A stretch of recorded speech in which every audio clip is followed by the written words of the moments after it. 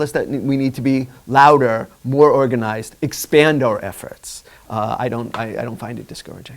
Monday evening, Stop the Water Steal encouraged residents to write to their legislature. Without a hearing, restrictions will not legally be placed on the transferring of water. Following the committee's decision, David Sanders says he's hoping for more united action. We should not see this as negative.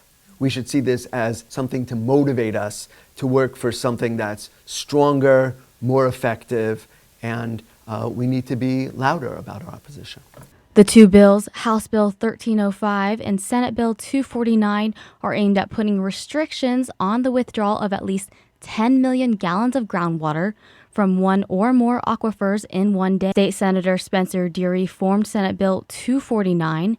Deary says the bills would require any large transfer of water to be objectively studied. There would be expanded protection for water uses in the local community, and although there are protections already in place, Deary says these bills would have added more.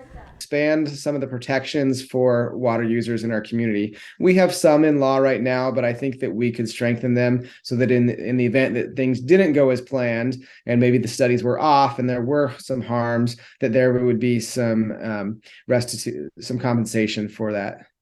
Stop the Water Steal is a nonpartisan group proactively working to advocate for more public water rights laws. That's what everybody cares about, is the water. We're not disputing amongst ourselves across political parties. We're all working as a united front. Stop the Water Steal wants to include an independent third-party evaluation by expert hydrogeologists, along with long-term testing and monitoring of the Wabash Valley watershed. Going forward, it's about strategy. And get together, we're going to strategize, and we're going to come up with next steps. We constantly have to be really quick to pivot and come up with new strategy. We have to be flexible and we have to be responsive. We're trying to communicate with our public as much as we can. Senator Deary worked alongside State Representative Sharon Nagel in forming these two companion bills.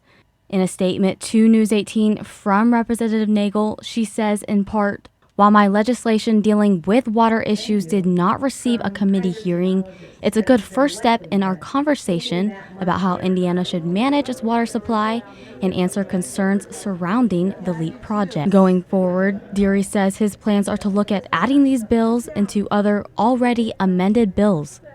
Doesn't succeed, or even if that does succeed, we're going to regroup over the summer, continue pushing, and file another bill for next year. This was never going to be something we were going to fix in 1 year. This may not be something we fix in 10 years. Water policy is not a simple thing, and so we're going to be back here every year for the next couple of years trying to perfect as best as we can the best water policy we can in Indiana.